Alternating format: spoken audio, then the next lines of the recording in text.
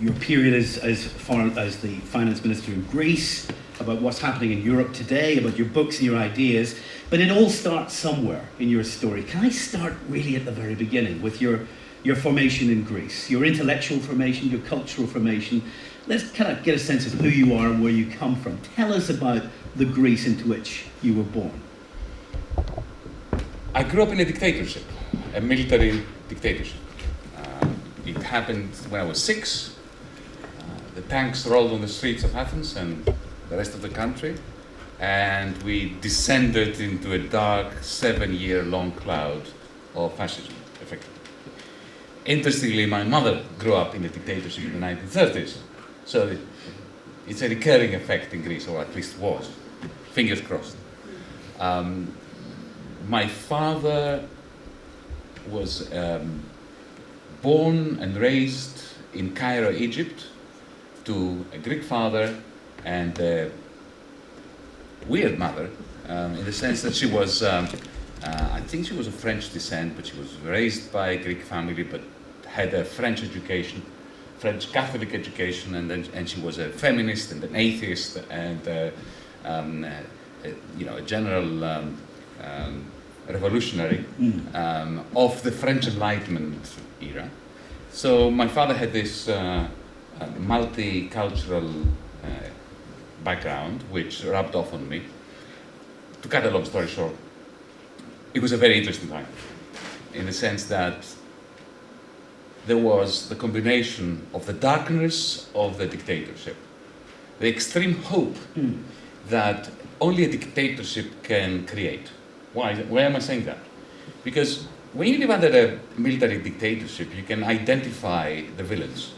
You see them on television, they speak to you, and the Hitlerites. You think, okay, well, all we need to do is get rid of them, and then everything's going to be hunky-dory. Whereas in bleak times of the kind that we have been experiencing more recently, in our democracies, in our liberal democracies, when we feel that our liberal democracies are not particularly democratic and they're just fig leaves for forces behind the scenes which are not in control of, it's much more difficult to identify the villains of the piece. So there was a lot of hope, a lot of brutality, fantastic culture, and a sense of being part of an era that was pregnant with good things. Did your family experience that brutality? Well, my father spent 4.5 years in a concentration camp. I think that's a yes. Accidentally. Yes, yeah. Accidentally. Which is amazing to spend 4.5 years in concentration. This is a prison island. Prison island. Many people died. Constant, inhuman torture. And all because he, as a student leader, he ended up being a student leader because he was a UFO. He had arrived in Athens like a UFO from Cairo, didn't know anything about the place, had never lived there. It was a lull during the civil war in Greece, so both sides, the extreme right and the left, who were at the time trying to accommodate a kind of Good Friday agreement, Greek style. And they saw this UFO from Cairo, Egypt, saying, okay, do you want to be the president of the Students' Union because you're somebody that doesn't offend anyone? Simply because you've just arrived from outer space. He said yes. A couple of months later, the university authorities doubled the fees, student fees, at a time when students were malnourished. So my father thought my duty as a students' union leader is to go to the rector and complain, which he did very, very politely with his tie and his suit and, typical French Enlightenment person. And then on the way out, after he had made his point to the rector, secret police grabbed him, took him to a cell, beat him up. Then the good cop comes and says, oh, sorry about that, you know how these provincial officers are, you can't control them. Sign this piece of paper, you go home. And the piece of paper was a denunciation of communism. My father said, I'm not a communist, I'm not a Buddhist, I'm not Muslim, but if you ask me, as a representative of the state, to denounce Islam or Buddhism, I'm not going to do it. It's not your job to make me denounce any faith, which I may or may not have. So he ended up in a concentration camp for 4.5 years. You were educated in Athens, but then moved as a university student to the United Kingdom. Mm-hmm. Was that because there were security concerns about you as you got to that university age? Well, many of my cohort moved to England to study. Yeah. But it is true that when at the age of, how old was I, 15? One night I didn't come home because I was arrested by police for political activities. When I did arrive home, my father said to me, right, you're going to study in England. I don't know what you study, anything from astronomy to zoology, but you're not staying here to become like me. They were worried, yeah. Yes, of course they were worried. Because remember, this was only a couple of years after the collapse of the dictatorship. Mm-hmm. It was not at all clear that another one was not going to return. Why did you end up studying economics? Oh, completely by accident. Mm-hmm. I was going to do physics, but a Greek politician who left his mark in Greece, Andreas Papandreou, was prime minister for 8 years or so, maybe more. Before he became prime minister, because I was involved with the political party that he was leading in the 1970s, volunteered to give me a reference letter to go to Britain to study actually mathematical physics. And he said to me, it was quite astonishing actually, but he would spend half an hour or so with a 16-year-old, 17-year-old, whatever I was. And so he asked me, so you want to do mathematical physics? No, you're not. I said, well, why am I not? He said, well, because you're clearly politically engaged. If you study physics, no one's going to take you seriously in the sphere of politics. But if you do mathematical economics instead of mathematical physics, the mathematics is exactly the same. The labels different. Instead of having pressure, you have income. And instead of having voltage, you have inflation. But the mathematics is exactly the same, and people will take you seriously. They don't. It's not right that they should, but they will. And so I went to the University of Essex to study mathematical economics. But then, about a month into the economics part of the course, I was so bored with the economics part that I dumped it, and I only did mathematics. And I thought this was a clean getaway from economics. And then I did my master's in mathematics. So I thought I was scot-free. But you know how fate is.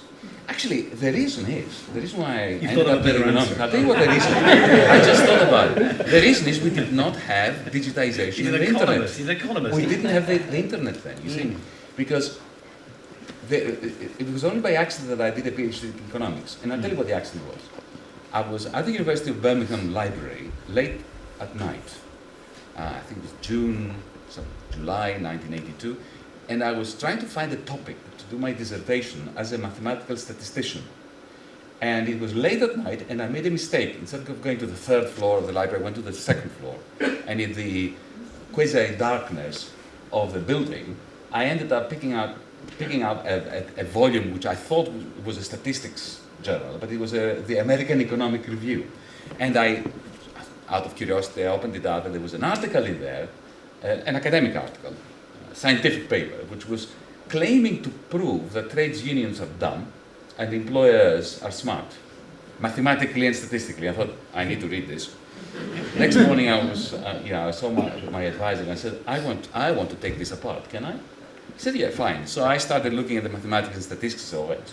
And the rest is history. I ended up doing a PhD in economics. You know that story about the Indian economist who tries to explain his own personal approach to reincarnation? He says if you're a really good economist, you will come back in the next life as a physicist. And if you're a really, really bad, wicked, evil economist, you'll come back as a sociologist. Well, there's a point to this. I guess. I would actually make it. I know you have a religious studies background, so I hope I don't offend you. My view of economics is that it is a very toxic religion with equations. I'm just thinking that through. It's easy, because just like a religion, it's a closed system. Where's the Vatican in economics? Oh, I'll tell you where it is. Where is it? It's called, in Britain, it's the research assessment exercise structure, which creates a hierarchy of academic journals, the canon. The canon, yeah. Without which you simply don't progress. Now, in physics, you need the canon.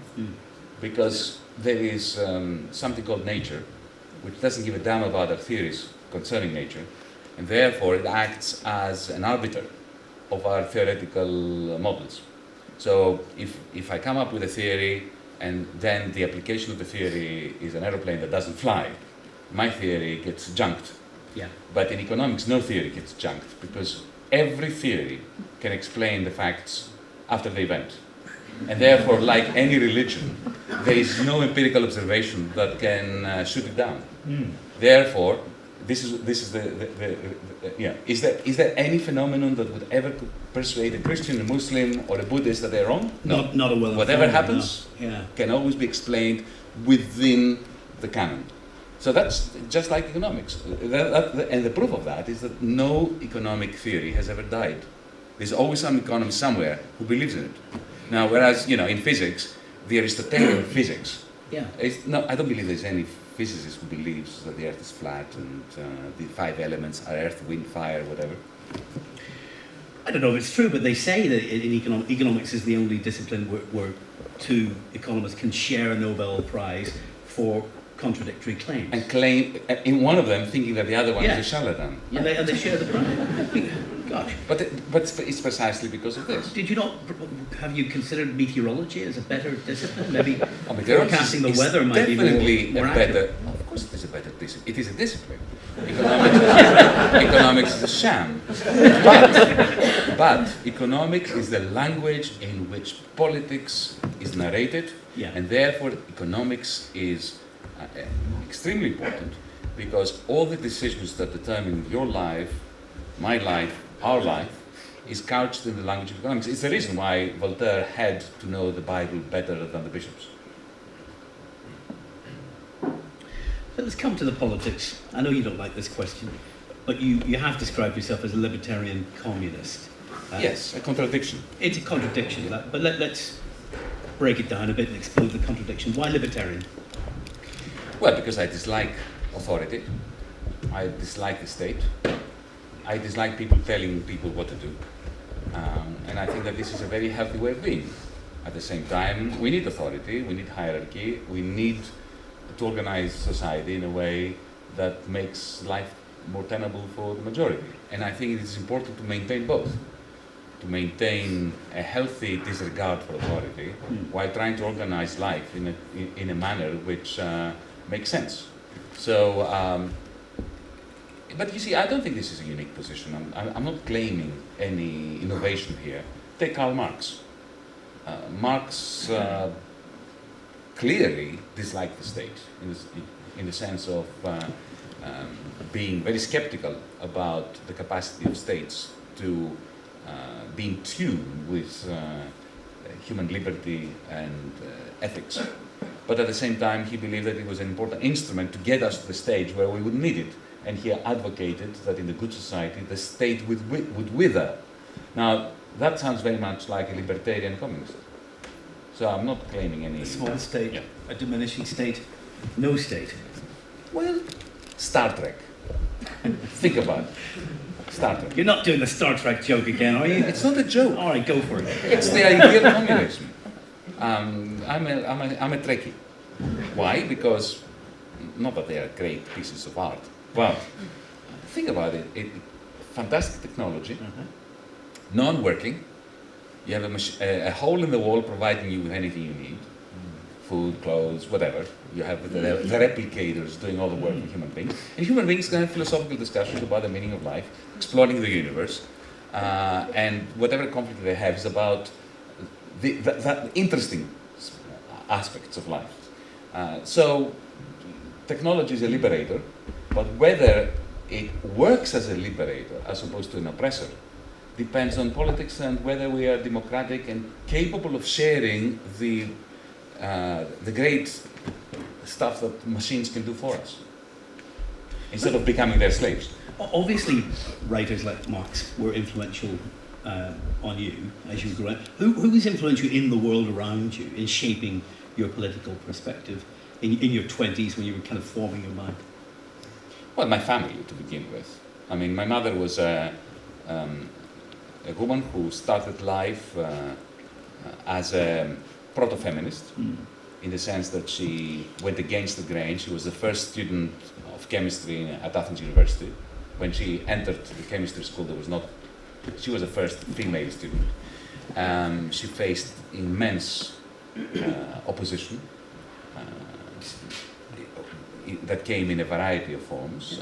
Then when she moved into industry as a biochemist, she faced exploitation, inequality. She was collecting 1/4 of the wage of men, and she fought what she considered to be an ethical battle against this until she realized that there's a whole thing called feminism. And then in the 1970s she joined the feminist movement in Greece, and together with other women they would hire coaches and would go around the countryside trying to convince women that it was not the natural order of things, that they should be beaten up by men and forced to keep quiet.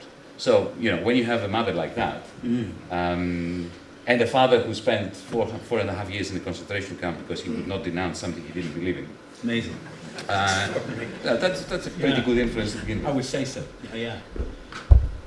You're naturally drawn to activism. Naturally, You're a joiner in a sense, aren't you? When you're at university, you're joining groups that are campaigning for social and political and economic change. It seems like you've always, in your earliest days as a university student, believed in the power of organisation. That it wasn't enough just to be on your own as an individual, denouncing the world, but you've got to get organised. That's right, but at the same time I found it very, very hard to belong to a political party. Yeah. So I joined lots of organizations, and I wanted to belong, and I wanted to be in a political party, except that there wasn't one that I could... The Libertarian Communist Party didn't exist. It didn't exist, yeah. no. I did have a period in the CPGB. There were some nice people from the Communist Party of Great Britain where I used to study, but of course it was a joke, the party. They're all Blairites now, aren't they? Yeah, but this is my fate as a left-winger. I'm 56 now, so I'm old enough to have had many comrades on the left, since the late 70s, early 80s, and many students of mine from my university career who, they would see me on the street. I'm talking now in the 1990s, 2000s, and they would say to me, "Oh, hi Yanis, how are you? I remember your lectures very fondly. You're not still a lefty, are you?" And these were people who were attacking me from the left for being too right-wing. And now they were bankers, they were in finance, they were insurers, whatever they were, and they were looking down upon me for having remained stuck in those old ideals. I don't mind being remained stuck in old ideals, as long as those ideals are still helpful in explaining the world we live in today. But I always wanted to belong. I was the finance minister of the Syriza government, and I was not even a member of Syriza. Well, you said that today. I was wondering about that. They obviously thought you were. No, they didn't think you were a member. No, because you were registered in the parliament as a member, weren't you? No, I was an associate. I contested the election as an associate of Syriza, but not a member of Syriza. Sort of special status in relation I had to a the special European status, Union. Yes. and the reason why that was because, look, I was very critical of Syriza. But you were listed as a Syriza MP. I was a Syriza MP, but not a party member. So I collaborated with Syriza in the election, right? Kind of front. But I was never, and interestingly, when Alexis Tsipras, who then became the prime minister, offered me, before the election, but we won, the finance ministry, we were in his flat in downtown Athens, and he came up with this offer, which I found astonishing, but nevertheless, so we spent hours discussing this, whether I wanted to do it, under what conditions I would accept it, what the policy should be. And then towards the end, the wee hours of the morning, I said to him, "Does this mean now that I have to become a member of Syriza?" I was quite happy to say yes, if he said yes. He said, no. I don't want you to be a member of Syriza, because you will have more degrees of freedom as a finance minister. If you're not a member of Syriza, you will not have to accept collective responsibility of the central committee and so on and so on. And this is more useful to me to have a finance minister.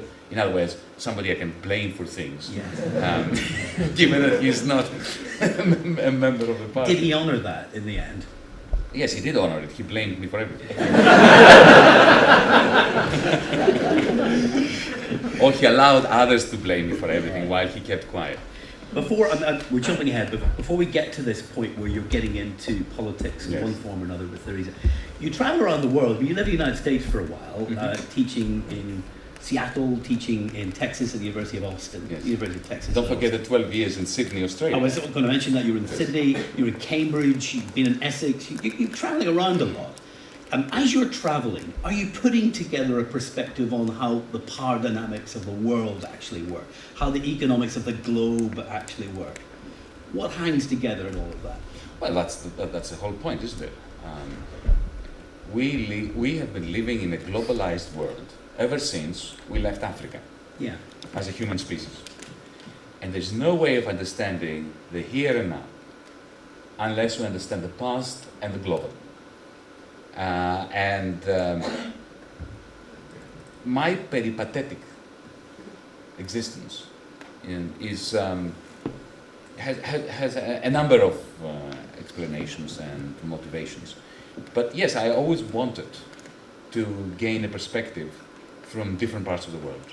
The problem is that with the British Empire and the Anglosphere, as I call it, that it's quite homogeneous. Yes. Whether you're in Sydney, in Texas, in Seattle, in Belfast. The coffee shops look the same. In the end, the Anglosphere has this capacity to, Asia becomes something that you fly over when you go from Sydney to London. So I had to try to make stopover in Bangkok, in Indonesia and so on, and lose myself in the crowds in order to gain that sense of globalism that we are all experiencing, and the locality. Did you have any experience with China? Not as much as I wanted to. The problem with China is the language. Well, my problem with China is the language. Yes. I wish I could speak Chinese. The first time I got into China, I effectively defected to China without realizing it. Of course you did. No, I used to live it was the time when I lived in Sydney, and I really wanted to go to China, but it was very early on in the piece. It was 1989 to 1990. China had not really opened yet. And I was in Macau, which was still Portuguese at the time. And I bribed a border guard with something like $5, to let me walk into China. And I kept going. And I thought, wow, I'm in China. So I kept walking. And until I realized I arrived at the village, and people were looking at me very, very strangely because they had never seen a Westerner in that part of the world.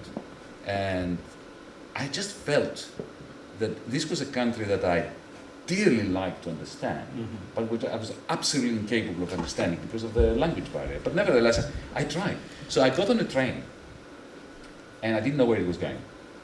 I couldn't even understand which toilet I should go into when I needed to go to the loo, because there was one ideogram here and then one there. They looked the same to me. So, but anyway, my relationship with China is one of constant frustration, because the more I understand, the less I know. Interestingly, during my short stint as finance minister, I had an excellent relationship with the Chinese. And there was a fantastic opportunity for an alliance, an economic alliance between Greece and China, which, of course, was scuttled by Berlin. Well, let's come right to that then. Yeah. Your period as finance minister in 2015 now. We're trying to do a bit of your life. Alexis Tsipras likes you as a possible finance minister. You already have a reputation, not just in Greece at this point, but more internationally. As you told us today on our programme, I think it was 2003 or 4, in writing, you laid out a prediction about a real estate boom that was going to turn into a banking crash. One of the few economists to do that. And then the consequences of that crash descend upon your own country, Greece, which is effectively bankrupt at that point. I don't want to say effectively bankrupt, it's bankrupt at that point. Absolutely. And you're being offered the opportunity to become the finance minister of a bankrupt state. That's right. Interesting offer. Not an enviable position to be in. But look, I never wanted to be a politician, a member of parliament, or a minister. I always wanted to be an academic, a commentator, an activist, a citizen. Being a citizen for me was the most important thing. But was that because you didn't want to accept the responsibilities that comes with office? Well, I think I told you today, it's the same reason why when I was in universities I never wanted to be dean, head of department, vice chancellor, because if you're lucky enough to be a lecturer or a professor, which means that you have plenty of time to read, write and teach, why do you want to be an administrator? For the same reason I didn't want to be a minister. I wish somebody could do the job well, and I could vote for them. That was my preference. It's easier to stand on the sidelines, but, isn't it? And to protest that's right. from the side. And this is why I accepted the position, because there comes a moment when you have to put your money where your mouth is. For 5 years I was criticizing Greek governments, a succession of Greek governments, for extending and pretending our bankruptcy, for pretending that we were not bankrupt by means of new loans that were added on existing non-payable loans on conditions of shrinking our income. And I was constantly lambasting them for doing that and coming out with alternative proposals of how the debt could be managed, structured, what kind of fiscal policy we needed in order to kickstart the economy, what kind of reforms we needed. And then here comes a young man, Alexis Tsipras, who says, according to the opinion polls, I'm going to be prime minister in a month, and I want you to be finance minister, because I believe in what you're saying, and you're the only one who can actually put it into practice. So I said, oh God. Now I just have a moral obligation to accept, which is a good thing. I do believe in reluctant politicians. I would never trust anyone, man or woman, who wants to be minister. It's something that you should do only as public service, despite the fact that you would rather read and write. So I accepted the deal, but under very strict conditions, because I knew that we were going to have a massive fight in our hands. And the reason why we had a massive fight in our hands, and it was clear that we would, is because we had creditors who did not want their money back. Now this is a very tough negotiation. If you're a businessman or woman, and you owe money to the bank, and you can't repay it, and you have to go to the bank and renegotiate the loan and restructure it, you are facing a bank manager who has an incentive to come to an agreement with you, because if they don't and you go bankrupt, they lose their money. They want their money back. So if you say to them, look, let's find an accommodation so that you get the most back of what I owe you. You can't get everything back because I'm in trouble.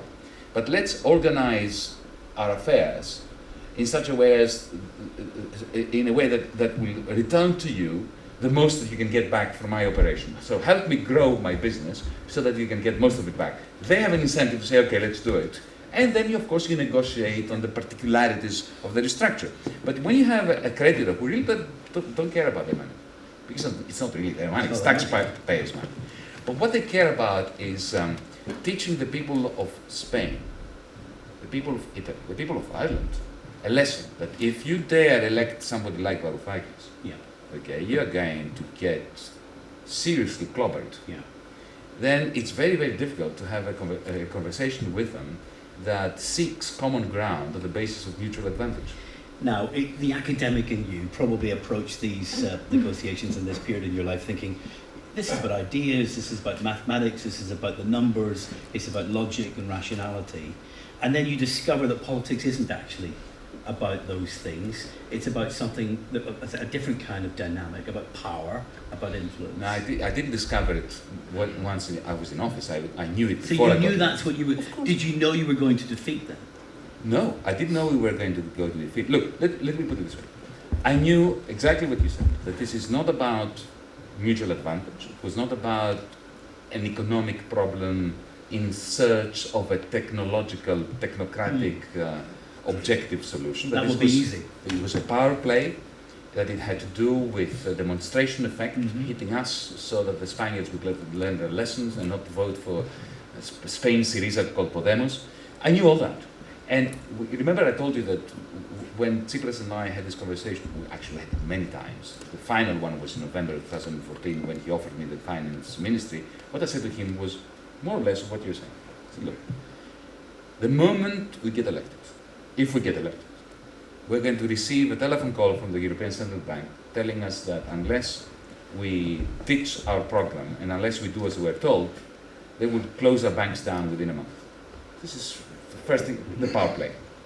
Secondly, unless we have a deterrent in our inside pocket by which to stop them in their tracks and prevent the bank closures, then we might as well not get elected.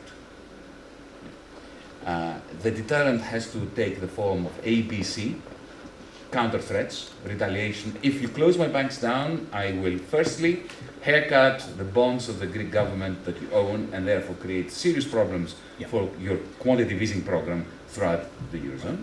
Secondly, I'm going to activate a parallel payment system so that I can demonstrate to you that I can maintain a system for making payments across Greece so that not everything grinds to a halt once you close down my banks. And thirdly, that I fear the perpetuation of this extending and pretending of the bankruptcy to the future more than I fear being thrown out of the Eurozone. If I can signal this to the creditors, then they will come to us with a decent, viable agreement. Not everything we want, a painful compromise, but one which would be viable. This was what I said to Alexis Tsipras. And if you agree that we're going to do this, then I will come in. If you don't, then get somebody else.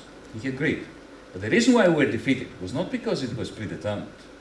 The reason why we were defeated was because halfway during that process, significant members of the government signaled to the creditors, don't listen to Varoufakis, we will pull the plug on him, give us a good deal, and we will ditch him.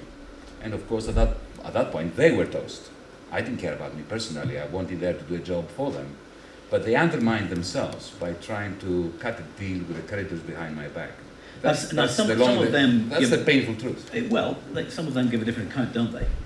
And they say that you became, impossible to work with. You were like a child in a room. Who said that? I know you're working in a new book called Adults in the Room, right? You were the child in the room. You were like, I never said this you were about like a me. petulant adolescent in these negotiations with the Troika. But you see, this is not true.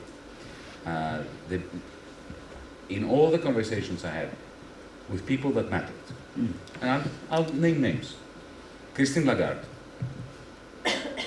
the managing director of the International Monetary Fund. Who used the phrase adults in the room.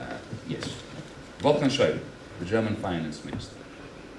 Pierre Moscovici, the economics and finance commissioner in Brussels.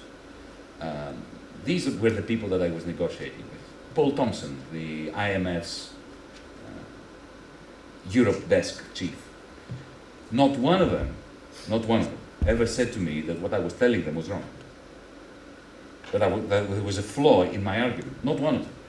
There was a very interesting conversation with Christine Lagarde, in which very early on in our relationship, she said something quite astonishing, which just counters the point you're making. She said, well, listen, Yanis, of course you're right. This program, the fiscal consolidation, the austerity and the loans and so on, this program cannot work. Now, let me pause for a second. Do you get the significance? I do, yeah. Not that it is difficult to make it work. It cannot work. It's like, it's like the circle, you cannot square the circle. It's not a question of how good you are a mathematician. It cannot be done. It can't work. So, I'll go back to what you said. I know what you're saying is wrong. It cannot work. But you must understand that we have put so much political capital in it that we cannot go back. And your credibility, my credibility, as a politician, depends on accepting it. And of course, the answer to this is I was not elected to care about my credibility with you folks. I was elected to make this work. And I'm not going to accept a program which you're telling me can never work. And what does this mean? It means a humanitarian crisis. It means people going to bed hungry. It means children fainting at school from malnutrition. That's what it means. There is a human cost involved. So I'm going to accept to be co-opted to the program in which you have invested political capital so as to maintain myself as a politician. No, I don't care enough for this. The job doesn't pay that well and I don't want it. I'm here in order to restructure the Greek debt and impose a fiscal policy upon Greece with reforms, painful reforms. You know, you want us to take a bitter medicine? Let's take bitter medicine. Don't give me toxic waste to drink because you have invested in it. Now, if that means that I was impossible to deal with, I was impossible to deal with. That's what people elected me for. You see, the language of the Troika is really very simple. You are a responsible and well-mannered finance minister if you sign on the dotted line of everything they give you. If you want to discuss the economic logic and the social impact of what they give you, suddenly you become recalcitrant, you become unbearable, and so on and so on. By the way, Yeah. the adults in the room was not spoken about me. No, okay. But others have said this. You've actually pointed out. But you know, the ones who said it never met me. Yeah, people like, for instance, Martin Schulz and Guy Verhofstadt. People who said really nasty things about me. I've never met them. Yeah. The ones who met me don't really have anything of the sort to say. But some of them who were in the room for these negotiations with you did have this complaint, and you've made reference to this yourself. They complained that you wanted to talk a lot about macroeconomics. Yes, I'm guilty. That's a very... As a finance minister, I want to talk about finance. I kind of think that the Troika is going to talk about economics in a meeting. Yeah, they But don't. They never, ever do. You've got to realize that the Eurogroup, where the finance ministers meet, is a very interesting, I mean, you know, somebody should actually write a play about it. Something like, 12 Angry Men. Actually, it's even worse than that, because at least in the movie, with Henrik Fonda, there is a discussion about law in the Eurogroup. It's all recantation. It's more or less like a religious sect, constantly recapitulating the mantra. Let me give you an example, right, of my of how impossible I was in demanding to talk about economics. There's something in economics, in macroeconomics and macrofinance called the primary surplus of a government. This is the surplus of the budget before you start calculating debt repayments. So the tax revenues of a country minus the government expenditure, ignoring debt repayments. Mm-hmm. Yeah. That's a primary surplus. Now, when I got into the ministry, I inherited a target of a ridiculous target of 4.5% of national income. Now, no country has ever achieved 4.5% of national income, especially for 10, 15 years, which was the commitment of Greece, according to the Troika's machinations. No country has ever achieved that. To expect the broken economy of Greece to produce it for 10, 15 years, it's like expecting me to break the 100-meter sprint record next summer. It won't happen. You can beat me, you can shoot me, you can torture me. However hard I train, I am not going to break the world record at 100 meters. Yeah? No way. Similarly with the Greek economy, it just couldn't happen. So, but what is terrible is that when you try to reach that target and you announce that this is your target, investment dries up. Because investors in a country like Greece think the government is committed to this target for the surplus, which means that they will keep ratcheting up tax rates. So why do I want to invest in a country which is dying financially and whose taxes next year are going to be higher than this year, and where demand will be lower than this year? So no investment, and then the income shrinks further, the tax take comes down, the target is not reached, and then they have to increase, this doom loop. So I had to end this doom loop. So I'm in the Eurogroup meeting, and I'm trying to explain this, that, folks, look, you're pushing me to accept this 4.5% primary surplus. You're essentially asking me to lie to you, to make a promise which I know cannot be fulfilled, and I know it should not be fulfilled. This is not a good foundation for our relationship. I'm a rookie finance minister, I just walked in here. I would like to make a commitment to you that firstly would be good for me, for my country, it would be good for you, you get more money back, and thirdly, that one that we can actually reach, a target that we can actually hit. And Wolfgang Schäuble, from the other side of the room, says to me, okay, you don't like 4.5, what do you want it to be? I thought, okay, that's a basis for having a serious adult conversation. I said, Wolfgang, you know, the primary surplus in the budget of a nation, of an economy, is a number that is determined together with two other numbers. One is the trade surplus, and the other is the difference between savings and investment. So if you have a great gap between savings and investment, savings exceeds investment because investment is very low because of the crisis, and you have a more or less balanced trade account, that makes it very difficult to have a balanced budget. Mm-hmm. So I would be able to reach a higher surplus target, if you want me to have a higher surplus target, if we push investment up through a particular investment policy so as to close the gap between savings and investment and boost our export sector through restructuring banks so that the banks can provide credit to export-oriented companies. I come out of the Eurogroup and suddenly there were all these reports of how I offended my fellow finance ministers by insisting to talk about macroeconomics as if I was in a lecture theatre lecturing at students. Go figure. What did they think of that proposal, though? This is what I call the Swedish national anthem routine. I would make these presentations, arguments. I would table very sophisticated and very moderate proposals about how to manage the debt.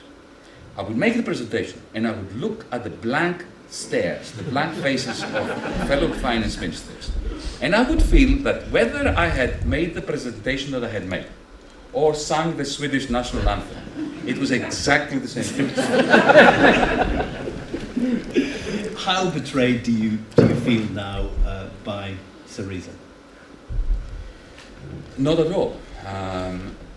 Look, you see, William, let me preface my answer with something which I think is very important. I'm a leftist, which means that I carry with me the collective guilt, the sins of leftists from the last 100 years. We leftists have been very, very good at creating gulags in which we sent each other, at pointing fingers, moralistic fingers at one another, at calling each other traitors, at turning against each other. A bit like the Christians, right? Yeah.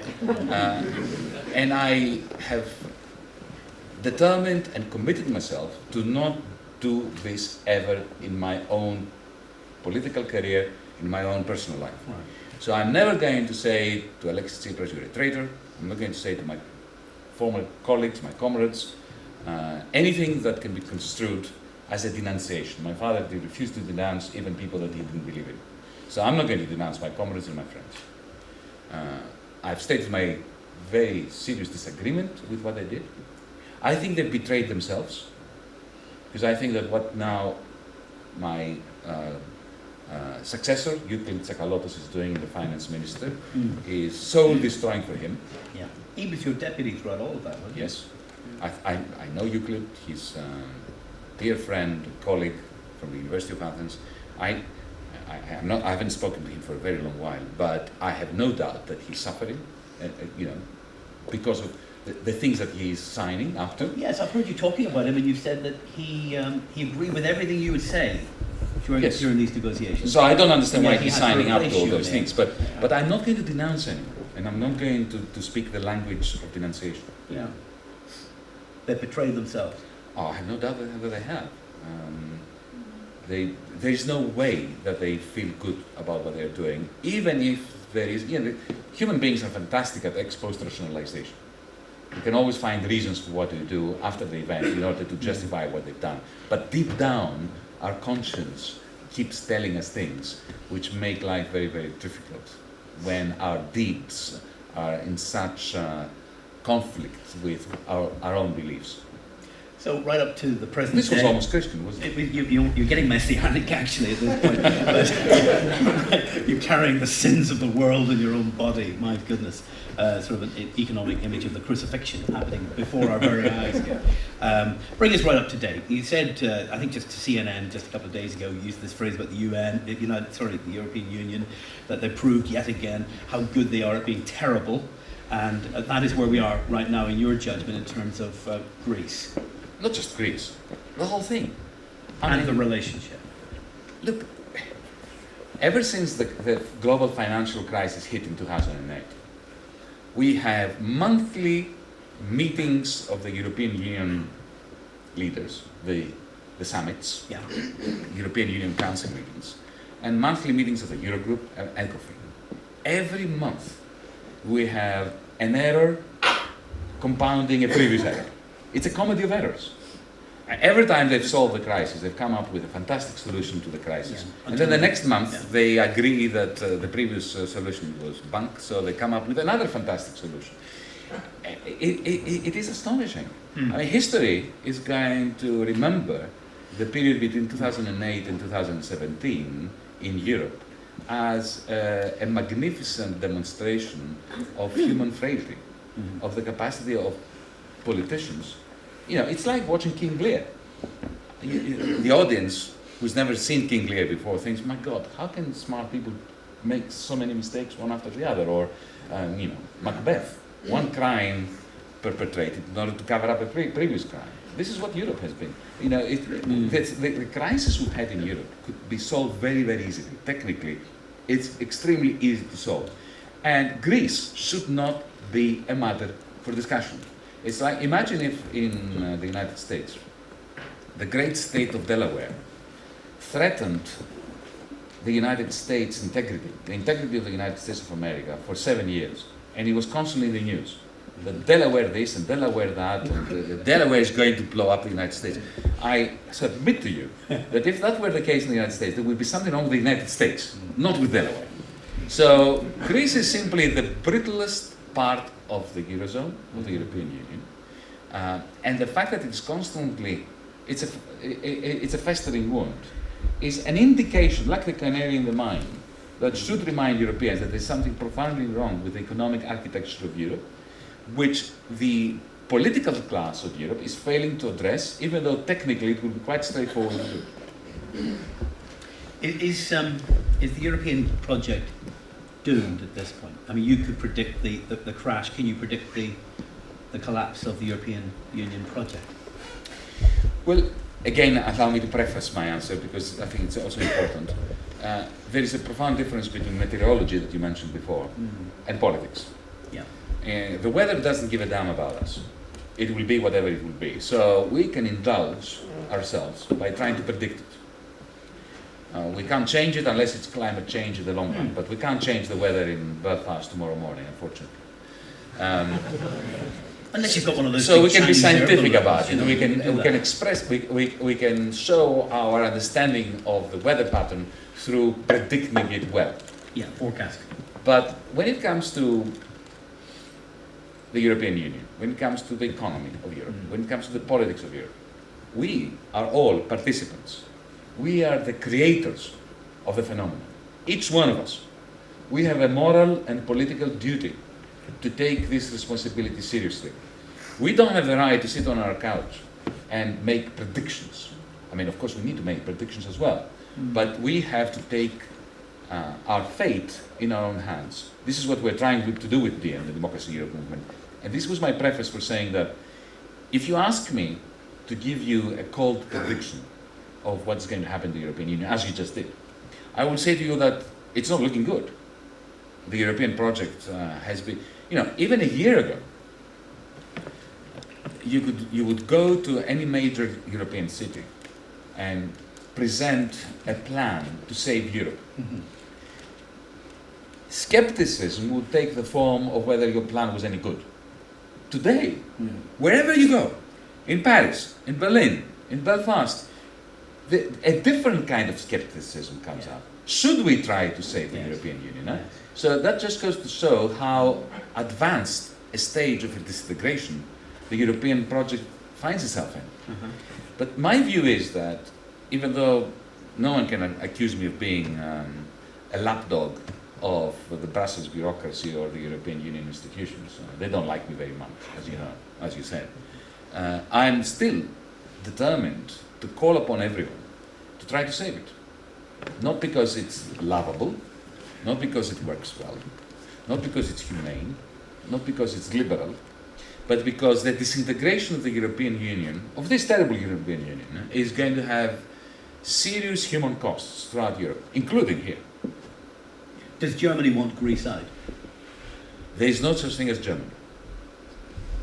No, seriously.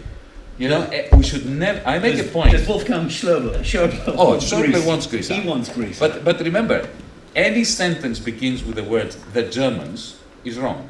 Yes. Because whatever you add after the Germans are like this, or they are not like this, or they want this. It's completely false because the Germans are divided amongst themselves. Yeah. There's so much variety of views and character and caliber amongst Germans as there is amongst the Irish, as there is amongst the Greeks. But does the German finance minister want Greece out of the EU? Absolutely.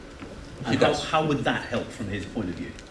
Well, you see, my conversations with Wolfgang Schäuble were very insightful because here's a man who has a plan. I don't agree with his plan, but at least, you know, it's nice to have somebody that has a plan because everybody else has no plan. They are just completely all over the place. Schäuble understands that the Eurozone we have is not functional and is not sustainable, which is what I think too. The difference between us is what needs to be done. His particular view, which is not mine, I have to stress that, is that the Eurozone needs to shrink. Some countries that don't belong there must leave. Greece is one of them, not the only one in his view. I don't know where he stops. Is Italy in or not? I'm not sure. Is Ireland in for him? He doesn't care. Insignificant. Seriously. I'm being honest with you. Greece, he cares about because he knows that Greece is bankrupt. Yeah. And he has made promises to the Bundestag, the federal parliament, about getting their money back that they lent to, supposedly to Greece, but of course it was the Deutsche Bank and the other French and German banks. He's made promises that he knows he can't keep, and that is politically toxic for him. So he knows that the debt cannot be repaid, but he doesn't want to go to the Greece parliamentarians and admit that unless he offers to them a permanent solution, which for him is Grexit. He's getting rid of Greece. Say, okay, well, it was a mistake. We brought them in, we shouldn't have brought them in, we gave them money, we shouldn't have given them money. At least now we are amputating this limb, and therefore the gangrene will stop there, right. to use a horrible allegory. So that's his plan. And when I was negotiating with him, there were delicious moments and angst-creating and inducing moments too. I remember this occasion sometime in June of 2015 when I was saying to him, look, you're pushing me to sign this loan agreement and this new austerity package and so on.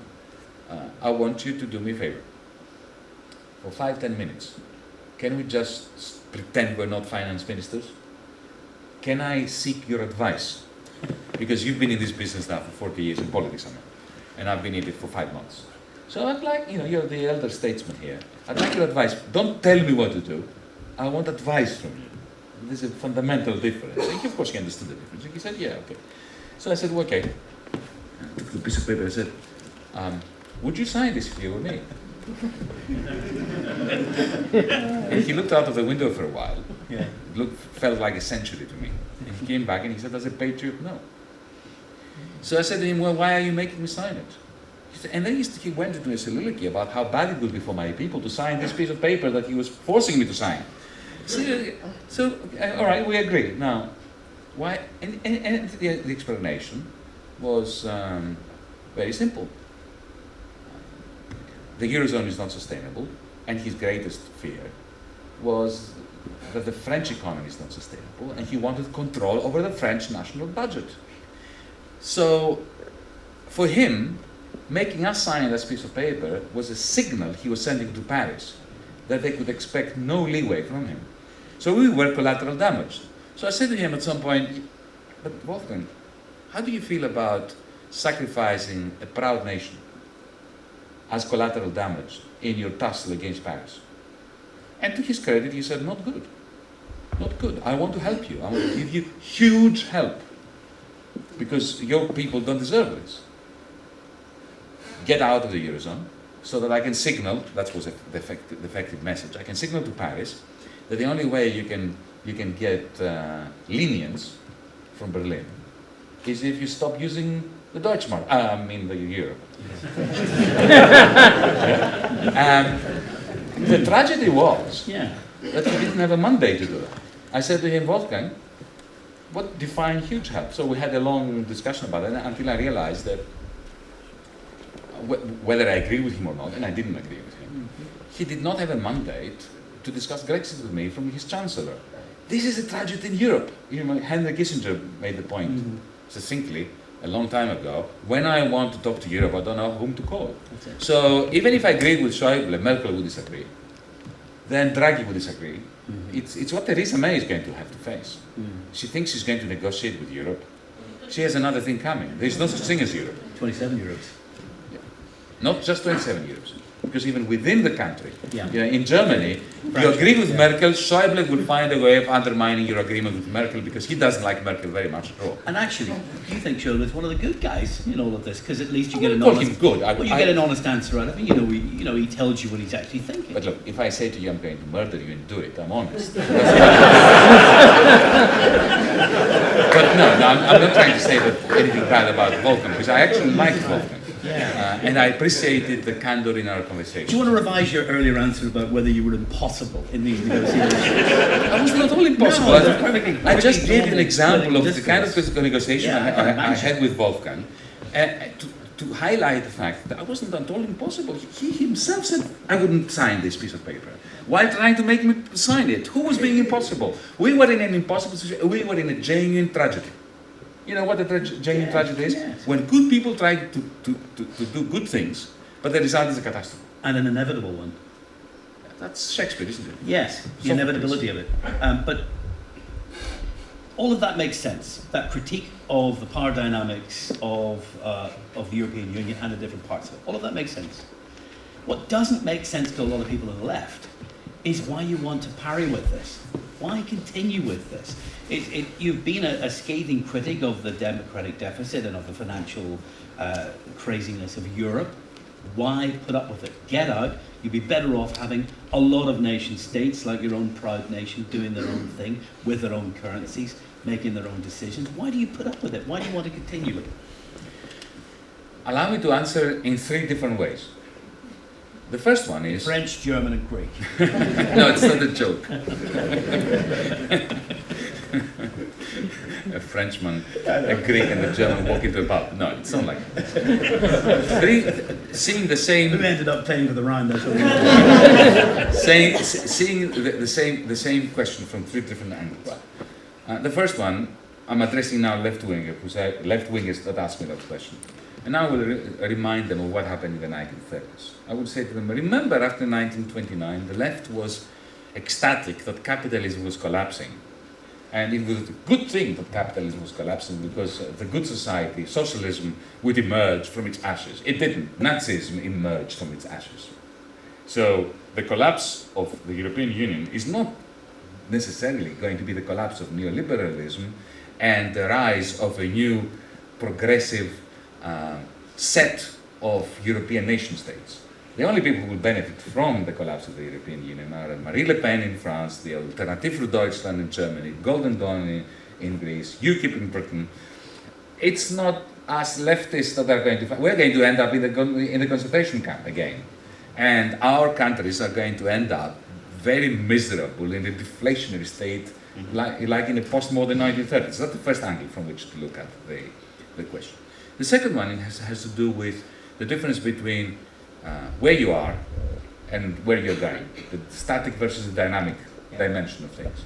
Now, in the 1970s, as a young man, I campaigned against Greece's entry into the European Union. And I think I was right. In the 1990s, as an economist, I campaigned against Greece's entry into the Eurozone. And I think I was right. But it's quite one thing to say I shouldn't get in. And it's quite another to say I should get out. Yes. Because when you get out, you don't necessarily go back to where you would have been had you not entered. Yeah. The path that led you from having your own currency to having the euro no longer exists once you've traversed gone in, of course. That's why broken marriages survive, for the children. Well, but on the other hand, I am not saying that divorce is the worst thing that can happen. Yeah. What I'm saying is that I'm not going to go for it as my first option. So as a finance minister of Greece, my view was not that, if we get out of the euro, it will be a complete Armageddon. No.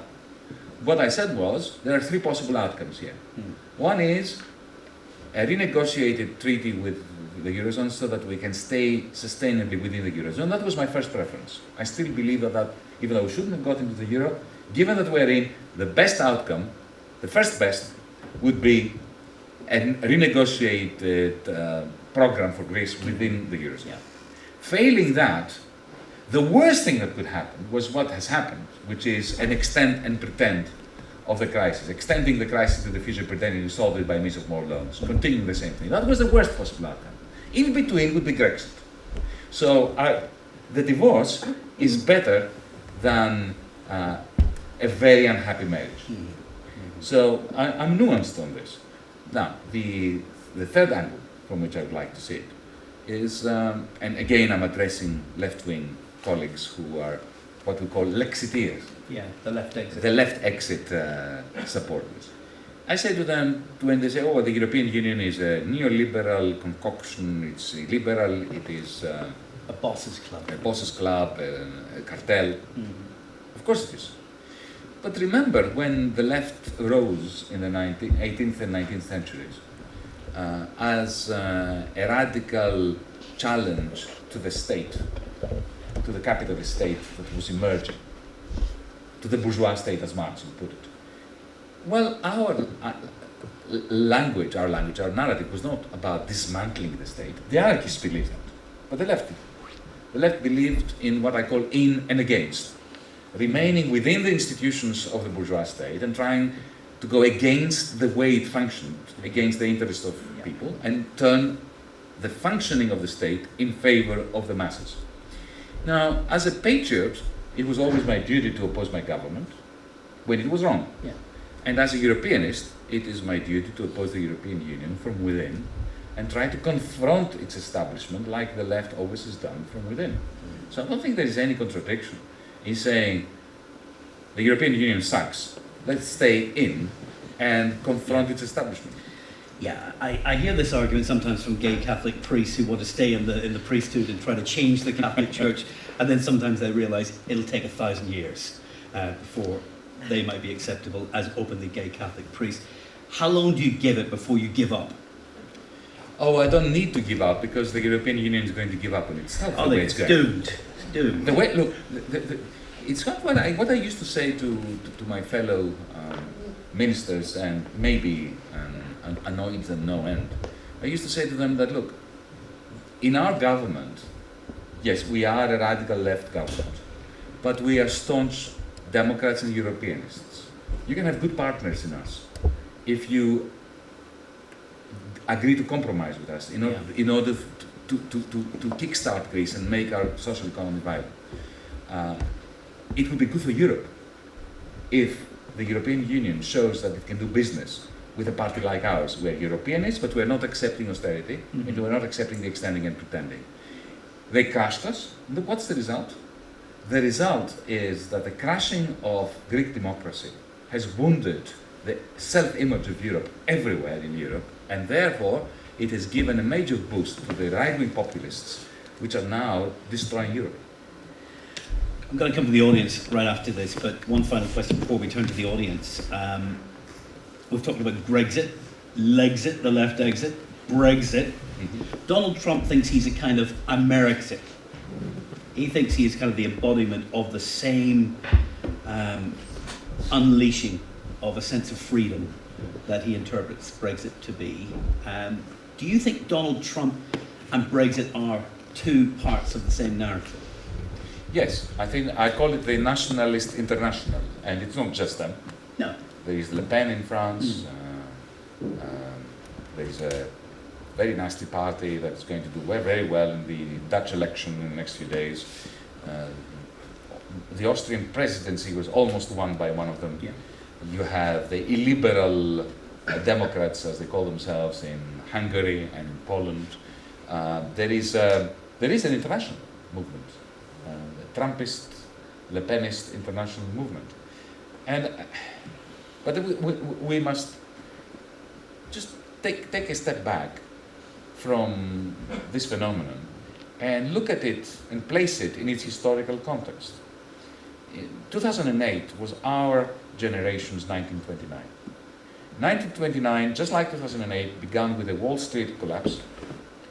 Very soon after that, weeks after that, the international financial and monetary system started fragmenting. It was the gold standard back then. It's the euro now, international finance now. The losses of the bankers and of the financialization were immediately transferred onto the shoulders of the weakest of citizens in 1930. Remember the liquidate slogan of the Hoover administration in the United States at the time. And what was the result? The result was the political center imploded and all sorts of political monsters arose in its place. We've seen this in the 1930s, we're seeing it again. Whether it's Donald Trump or Le Pen, if it wasn't Donald Trump, it would have been somebody else. I don't believe that UKIP would have been so successful in promoting Brexit if it wasn't for the inane handling of Europe's inevitable crisis by the establishment. This is what happens when the political class is trying to pretend that the crisis it caused didn't happen, Right. by pushing the costs of the crisis that it caused onto the shoulders of the weakest citizens. So Brexit was a European own goal. A European own goal and an establishment own goal. Most of the people in the north of England, for instance, who voted for Brexit, they were not voting for the European Union. Mm-hmm. And in exactly the same way that people in Mississippi and in Wisconsin were voting for Trump, they were not actually liking Trump necessarily. They were asking themselves a very simple question. We've been discarded by the establishment for years. We've been treated like non-existent people. Their focus groups tell them, the establishment politicians, that we don't count because we don't vote, because we're not educated enough, because we're not the median voter that determines who gets elected. We are going to give them a lesson. We're going to, for whoever upsets them the most. Who upsets the establishment the most? Trump. We'll vote for Trump. What upsets the establishment in London and in Brussels and in Frankfurt and in Washington DC the most? Voting for Brexit or for Remain? Brexit. We vote for Brexit. And I think this is what we're seeing. So that, you know, it's the so-called liberal establishment, which was never liberal, that has created the circumstances of its own undoing. Let's thank Yanis Varoufakis for a fascinating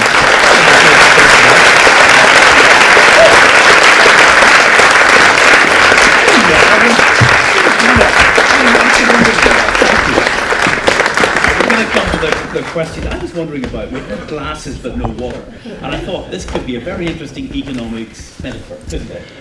Glasses without water. We have the institutions but not the rationality. There you are.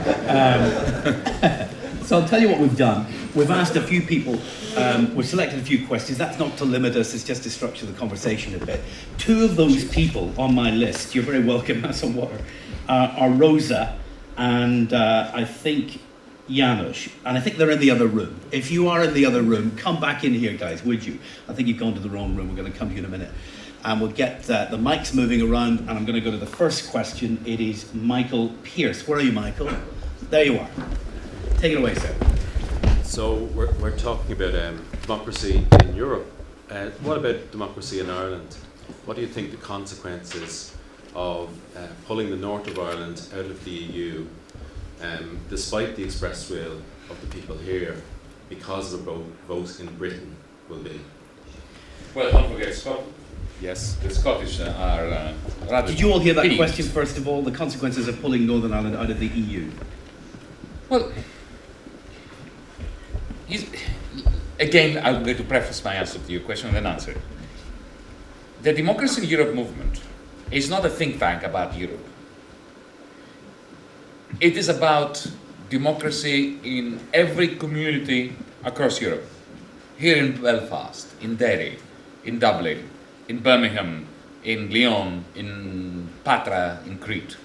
About, democracy everywhere. You see, those of us who put DiEM together at some point had this idea. Maybe it's wrong, but this is our idea. That democracy is not a luxury to be afforded to rich nations or to nations that are powerful. Democracy is essential for handling the affairs of every community, every region, every country in a way that is efficient and produces good results for decent common people. So the question is, how can Northern Ireland and the people of Northern Ireland acquire more control over their lives? That is the main question. People say to me, well, who should speak for Northern Ireland? The answer is the people of Northern Ireland. Similarly, I would answer in the same way about Catalonia in Spain, about Sicily, about Cyprus. The question of how to handle Brexit in the context of Ireland must be embedded more broadly on how to handle Brexit more generally. Because, as I said, Scotland is an important part. There are the whole of London. Think of the vast majority in London who voted against Brexit. Now, you may say that, well, the majority of people in Britain voted for Brexit, so Brexit must be respected. Okay, fine. But what does this mean in practice? Our view as DiEM, and now I'm coming to your question, is that we need, like in every democracy, to find an accommodation between contradictory principles. So on the one hand, there is the principle of respecting the majority view.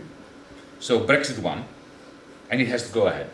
We can't do to the people of the United Kingdom that which Brussels did to the people of the Republic of Ireland after the Lisbon Treaty. They voted against the Lisbon Treaty and they were told to vote again until they get it right. So we have to respect the majority view of this. But at the same time, we have to respect common sense. Mm-hmm. And even the Brexit argument. What is the strongest argument in favor of Brexit? Allow me to answer that rhetorical question. Philosophically and politically, the strongest argument is we want sovereignty to return to the British Parliament. Mm-hmm. Okay, I respect that. Well, let's return it to the British Parliament. This Parliament, the members of Parliament today, were not elected with a mandate to discuss Brexit. Because when they were elected, Brexit was not on the horizon, really. The previous election was not fought on Brexit. So let's give the next Parliament the mandate to discuss what kind of Brexit the people of the United Kingdom want. And let's, in the meantime, trigger Article 50, but file for an interim period of 5, 6, 7 years of a European Economic Area Norway-style agreement that would leave almost everything else, the customs union, the single market, freedom of movement intact, until the next Parliament decides what it wants to do, with a period of 4 or 5 years ahead of it to have the proper discussion that it needs to do. If that happened, then the people of Northern Ireland would also get an opportunity to debate amongst yourselves what you want to do given different scenario in London. Is that consistent with Article 50, though? Absolutely. We have a 2-year period of negotiations. Absolutely. There will be no negotiations. Believe me, there will be no negotiations. It will be a sham. You already see that Brussels now wants to have a negotiation first about the divorce conditions. How much money London will have to pay Brussels for the right to leave the EU, before having negotiations on trade, on everything else. 2 years is not enough. It won't happen. It's going to be a sham. So if you trigger Article 50 and immediately Theresa May were to file for an interim agreement based on the Norway model, what would happen is for 2 years, It's not going to happen. you would stay She's where already you ruled are, out. She's and already in ruled out. 2019, you would go Yeah. from EU membership to EEA It's fantasy membership. politics. She's already ruled it out. Yeah, I know. But listen, politics is what happens when people get together and pressurize one another. She can't go back on her position now, Yanis. Well, she would if the people of Britain forced her to. Within 4 weeks, Politicians are within politicians, 4 weeks, you know. we're triggering Brexit. 2 years later, according to the Act, we have the end of the negotiation. But you know what? Deal on the table, done. Exit. I think that Theresa May is going to very much regret her position on this. I think that it's very possible that within a year she will change her mind on this as a result of her inability to negotiate with Brussels anything that is remotely close to the interests of the British Isles. Can I just say, I'm not supposed to be doing this conversation. I'm supposed to be talking to the audience. Let's go to Siley for a follow-up question. Where are you, Siley? Over here, right over here. I'm going to try not to get involved in conversation surrounding this. Go to Siley. Okay, this is a follow-on question essentially, and assuming that we are facing Brexit and the implications for the economy and for the Good Friday Agreement, is there some kind of scope for a secondary status for Northern Ireland within Europe, some kind of associate membership or something like that? Do you think? Absolutely not. If Northern Ireland remains part of the United Kingdom, the answer is no. It's really very straightforward. No special status. No. No special status within a nation, a country, which is not a member of the European Union and which does not want a Norway-style agreement with. Why not? Why not that? Because there's no possible mechanism by which to establish Indeed, that. it It's hasn't been done before. It would be unique. You'd have to create it. But why can't you create something new? Well,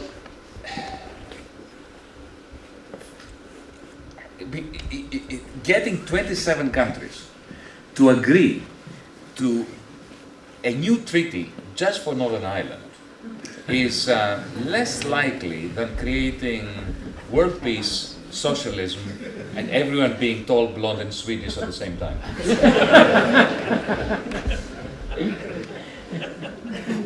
You haven't really come to terms with our sense of self-esteem in this country. Why can't the whole world change? Well, I would support this, but on the other hand, I think that this Brexit has been a shock to many of us because of the incongruities that it creates, but it's also an opportunity. It's an opportunity to rethink the situation in Ireland. I think that we should, I said this in your program today, I think this is a great opportunity to separate two issues that I think should be separate. One is identity, and the other is economic and social policy. I perfectly respect the need of unionists to be part of Britain in this part of the world, of the nationalists to be part of unified Ireland, of being part of a community of similarly minded political beings. But I think that it should be possible for Northern Ireland to allow full respect for identity politics while creating a unified Irish jurisdiction that is part of the European Union. Now, how this is going to happen and what the relationship between Northern Ireland should be with Britain on the one hand and the Republic on the other, this is where we need to innovate.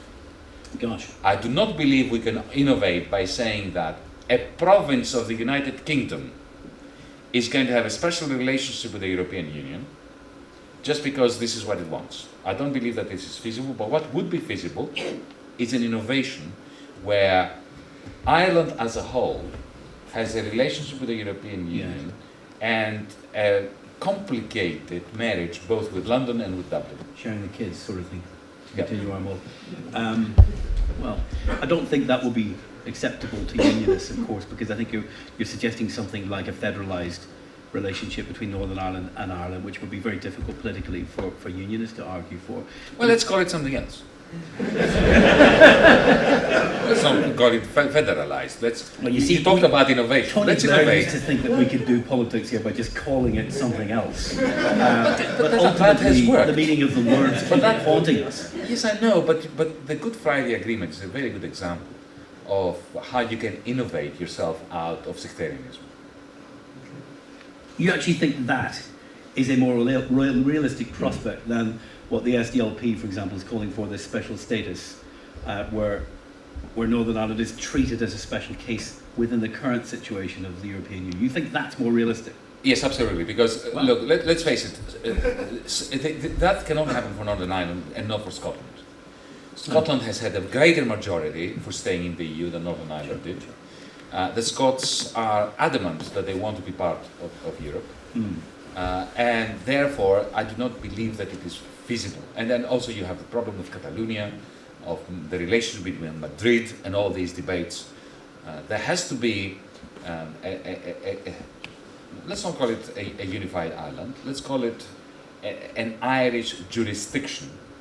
It would be joint sovereignty over Northern Ireland. Joint sovereignty. That's what we've been talking about. Yeah. It's difficult, but you know.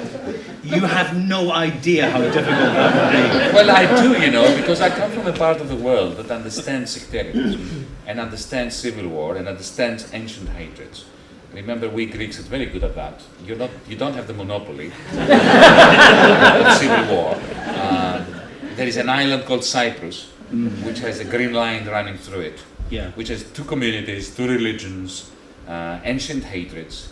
And I do believe that we have a great opportunity. Come to think of it. Take these two islands, Ireland and Cyprus. They are diametrically opposed geographically, but very similar in terms of the political difficulty that they pose for Europe.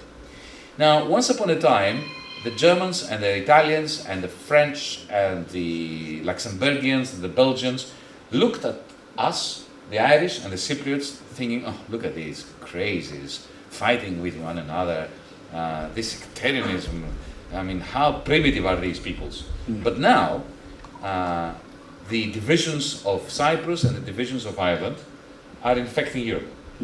We now have demands for new borders. You try to go from Austria to Germany to drive. There are new borders there, and long queues of cars because of the collapse, the disintegration of the European Union. So now I think it's a great opportunity for people like the Irish and the Greeks and the Turks and the Cypriots and so on to find solutions for our own sectarianism, for our own divisions, and teach the Central Europeans, how to suck eggs. Do you want to respond to that? Are you happy, Michael? Michael, do you want to respond to anything you're hearing? I should have come back to both of you. Yeah, just in terms of the problems, I think there's a number of potential problems from the North of Ireland being removed from the EU. One, of course, is the border and the hardening of the border and how that undermines the spirit of the Good Friday Agreement. And I think it's a bit rich that 20 years ago, some of the people who spent a lot of time lecturing us here about the principle of consent are now telling us that we've no consent. You're completely right. I mean, I couldn't say it better myself. Thank you very much, Michael. Mirav, where are you? Mirav Amir. In this room somewhere? Are you here, Mirav? No? I've got a name, but no questions here. I will put the question myself. We'll go to the next question, which is Yanis Balak. Where are you, Yanis? Right there. You were in the other room, were you? Did you sneak back in? Welcome back. I was already here. Over to you, sir. What is your opinion on the plans of the British government to cut the corporation tax rate to 70% by 2020 and the concerns of some of the EU countries that UK sees its future business model as being the tax haven of Europe? Well, it's an arms race, isn't it? It's a race to the bottom. Now, I don't see why corporations should pay less tax than citizens. I'm not in favor of high tax rates. I'd actually try to reduce corporation tax increase and to reduce personal tax and VAT increase when I was a finance minister. So I'm a bit of a weird lefty. But I don't think that corporations can on the one hand demand that they have human rights, as they do in the United States now, while they don't pay the tax rates that humans pay. And this idea of a race to the bottom, where everybody's trying to undermine everyone else within our European continent, what is the logical conclusion of that? Tiny corporation taxes being paid, and therefore the tax burden being shifted to the weakest of taxpayers. I don't think that works. The only reason why the Republic is getting away with it is because no one else is doing it. It's a bit like Switzerland. People say to me, look at Switzerland, it's an amazing economy, isn't it? Yeah, it's only an amazing economy because there's only one Switzerland. If everybody tried to be Switzerland, in other words, to be the bankers of the world, it wouldn't work. The Irish are succeeding in attracting, not the Irish, the Republic is succeeding to attract great American multinationals like Facebook and Google and Apple and all that, and the pharmaceutical companies, because they're the only ones who are effectively letting them get away with murder, paying a tiny tax rate. Yeah. If Greece did it, and Italy did it, and Germany did it, and Britain did it, and everybody did it, then why would they go to Ireland? They could go anywhere in Europe. Yeah. So Immanuel Kant, the German philosopher, has a very, very simple idea. Only do that which can be universalized logically. So this is a rational argument against, for instance, lying. Yes. Because if everybody lied, then language would fail to be useful as a means by which to communicate. So if I knew you would lie, even if I asked you what is the time, and I knew you would lie in your answer, then we might as well lose our linguistic skills. So generalized lying doesn't work. Generalized diminution of corporate tax rates doesn't work. So we shouldn't practice it. Jesus got there first. Do unto others as you would have them do unto you. Well, every religion. But these are not the principles that govern the world today, are they? The world's not Kantian. But you know, that's maybe the reason why we're in the state we're in. Everybody's trying to undermine everybody else. It's everybody tries to free ride on everyone else, and the result is that we all suffer. Yanis, do you want to come back on that? Any thoughts? Happy enough with that? Marks out of 10, what do you reckon? 4, maybe 5. Got it. Yeah. Thank you. Joan, where are you? Joan Martin has a question for us, I hope. Joan, are you here? Oh, this is working out brilliantly, isn't it? These pre-scripted questions. Anybody in the room want to respond to what you've heard all evening and pick up on any point that has been made or anything that hasn't been said yet? Someone at the back, gentleman here. Was there someone down here? Go for it. Let's take a couple of you. Hello. Give us your name first. Just your first name. And stand up so I can see you. Yeah, stand up. Go on, stand up, that man. I'm Daniel. Hey, Daniel. You spoke very well about the idea of, I noticed it there as well, let's shake Europe gently, compassionately, but firmly. And this idea that you can reform Europe from inside. But I mean, just listening to your story there of how your negotiations went, does it not come to a point where you can be very moralistic and say, you know, I'm not going to sign off on this because it's immoral and I don't necessarily believe in it, but then once you resign, someone else is always going to be there to implement the very thing that you were in a disagreement with? Yeah, fat lot of use that was. He kept his own hands clean, but somebody else had to sign off on it. And it happened somebody anyway. didn't have to sign on. It happened anyway. They signed on. There's a fundamental difference between having to sign on and signing on. We didn't have to sign on. We could have said no and stick to it. It's called, disobedience. When you refused to do I it, was when you refused the to do idea. it, you knew somebody else would walk in and do it, and you probably knew who it would be too. No, actually, I didn't. You didn't think I was do it? actually hoping that my colleagues after me would not do it. I was wrong. Yeah. I've been wrong many times in my life. This was one of them. But look, allow me to say this. Okay, we are in this European Union. Okay, for better or for worse. We could get out. We could say, this is impossible, it's unreformable, It's mind-boggling. Let's get out. What happens if we get out, folks? What happens if everybody in Europe does that which Britain did? Let's say that Italy gets out. Let's say that Germany gets out. I'll tell you what's going to happen. A complete catastrophe for everyone, including you folks. What's going to happen is there's going to be a new fault line between Germany and France, down the River Rhine and across the Alps. An economic fault line. Because there's going to be a new Deutschmark zone that will engulf not just Germany, the Netherlands, Austria, Poland, Czech Republic, Slovakia, the Baltics. They will have the same currency because they're all very much integrated within German industry. They'll be just chasing the Yep. Deutschland, whatever it is. Deutschmark. That new currency is going to go through the roof because it's a massive surplus economy. Yeah. It's going to go through the roof. Do you know what this means? It means that the millions of German Poles who now work on a very, very low wage, they will be transformed from working poor to unemployed poor. Now, in the rest of Europe, in the Latin part of Europe, France, Italy, the parts which don't belong to this German Deutschmark area, they are going to have a combination of high inflation and high unemployment because their currencies are going to devalue, so prices are going to go up very fast. Combination of stagflation, 1970 style. Now that Europe is a cesspool of misanthropy. That Europe will be the Europe which is going to breed neo-fascists, nationalists, and just horrible politics. It will not be a place worth living in. Do you think that Ireland and Britain are going to escape from this simply by voting to get out of the EU? Even if you get out of the EU, like the Brits did, even if the Republic gets out, like London did, the shock waves of economic deflation and stagflation from the continent of Europe are going to hit these islands very, very hard. So let's be very careful. Let's be very careful what we wish for. If we don't like Brussels and so on, simply upping stamps and leaving is not going to lead to good developments, even for those who have left. Yeah? Consider the alternative.